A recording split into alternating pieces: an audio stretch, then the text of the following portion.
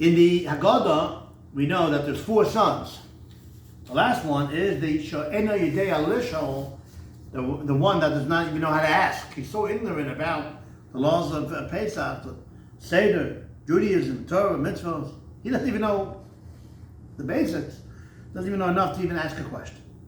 Okay? So what do you do with such a person? The answer is, we say in the Haggadah, At Pesach Lo. You start him off.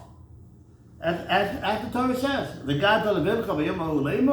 and you should say over to your son just the basics, and the story of Exodus. We were slaves, and the whole story. Once he knows the story, then you can engage him in conversation, then he can become part of the Seder. So you just have to give him the basic information. So that's the basic words of that part of the Haggadah. The question is that they all ask is, what do you mean At Pesach Lo? At is Lashon Nekeva. It's feminine. What's with the feminine? What, your wife has to do it? Doesn't say anywhere that when you have a child that doesn't know too much, you have to have the women tell them stuff. So what do you mean At Pesach Lo? You should say Atah.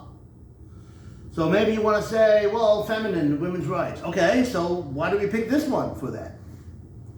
So a standard answer they give is a person who's ignorant, doesn't know too much, he might feel uncomfortable. He might feel a little intimidated by all these Torah scholars there, by all these people there who know more. So you talk to him like a woman softer, more feminine, more nice, and make nice. That's a standard nice pshat that they say over. But my father always tells over the pshat, I think from my other aunt, from the other side, my mother's sister, said her own shot in this, based on a story that happened actually in my family. We know the Gemara tells us that the way it's supposed to go is the man is supposed to ask the woman when they're going out, can I have your hand in marriage? However you want to do it, right? You want to get down on one knee or whatever you do, but that's the way it is all over the world. It's actually a Gemara. When a man takes a woman, that's the way it is, based on the puzzle. What happens when you go out and a man just didn't get the memo? He's just not doing it. He's like waiting for her to ask, or he just can't get himself to ask. What do you do? And the man doesn't know how to ask.